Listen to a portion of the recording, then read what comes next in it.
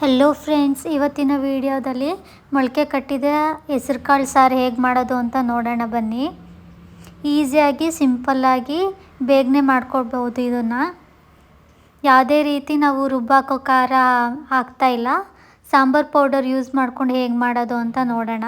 ಬೇಕಾಗಿರೋ ingredients: 2 table spoon sambar powder, 1/4 ಕಪ್ಪಷ್ಟು ಹುಣಸೆಹಣ್ಣಿನ ರಸ, 1 ಕಪ್ನಷ್ಟು ತೊಗರಿಬೇಳೆ ನೆನೆಸಿಟ್ಕೊಂಡಿರೋದು, ರುಚಿಗೆ ಉಪ್ಪು ಮತ್ತು ಬೆಲ್ಲ, 1 ಕಪ್ಪು ಮೊಳಕೆ ಕಟ್ಟಿದ್ದ ಹೆಸರುಕಾಳು, 1 ಈರುಳ್ಳಿ, 1 ಟೊಮೊಟೊ ಹೆಚ್ಕೊಂಡಿರೋದು.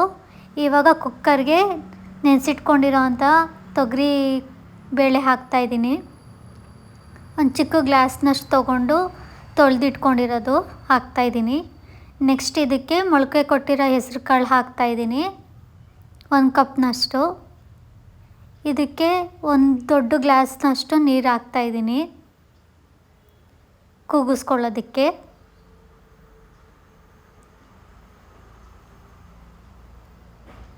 ಇದು ಹಾಕಿದ ನಂತರ ನೆಕ್ಸ್ಟ್ ಇದಕ್ಕೆ 1 ಈರುಳ್ಳಿ ಕಟ್ ಮಾಡಿರೋದು ಹಾಕ್ತಾಯಿದ್ದೀನಿ,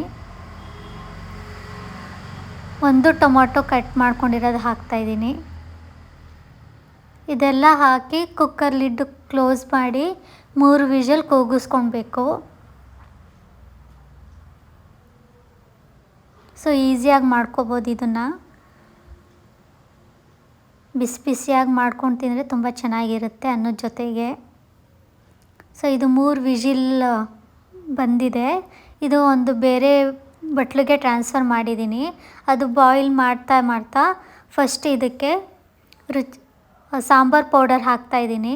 ಖಾರಕ್ಕೆ ಎಷ್ಟು ಬೇಕು ಅಂತ ನೋಡಿಕೊಂಡು ನಾನಿಲ್ಲಿ 1.5 ಟೇಬಲ್ ಸ್ಪೂನ್ ಹಾಕ್ತಾಯಿದ್ದೀನಿ. ಅದು ಗಂಟಿಲ್ದೆ ಹೋಗಿರೋ ಥರ ಮಿಕ್ಸ್ ಮಾಡ್ಕೊಳ್ಳಿ. ಮೊದಲಿಗೆ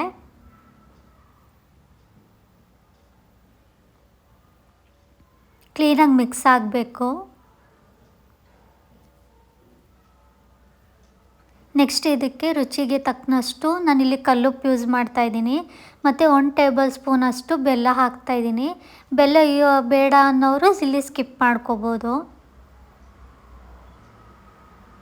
ಮಿಕ್ಸ್ ಮಾಡ್ಕೊಳ್ಳಿ ಒಂದು ಸತಿ.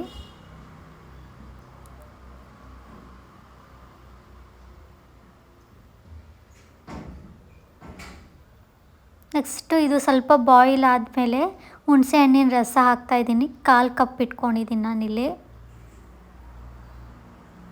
ಸೊ ಇದೆಲ್ಲ ಮಿಕ್ಸ್ ಮಾಡಿ ಬೇಕಿದ್ರೆ ನಾವು ಕರಿಬೇವಿನ ಸೊಪ್ಪು, ಕೊತ್ತಂಬರಿ ಸೊಪ್ಪು ಕಟ್ ಮಾಡಿರೋದು ಮೇಲಿಂದ ಹಾಕ್ಕೋಬೋದು. ನಾನಿಲ್ಲಿ ಬರೀ ಸಾಸಿವೆ ಮಾತ್ರ ಹಾಕ್ತಾಯಿದ್ದೀನಿ. 1/4 ಟೀ ಸ್ಪೂನ್ ಅಷ್ಟೇ ಹಾಕ್ತಾಯಿದ್ದೀನಿ. ನಾನಿಲ್ಲಿ 1 ಟೈಮಿಗೆ ಅಷ್ಟೇ ಮಾಡ್ತಾ ಇರೋದು, 3 ಮೆಂಬರ್ಸ್ಗೆ. ಈಸಿಯಾಗಿ ಮಾಡ್ಕೋಬೋದು.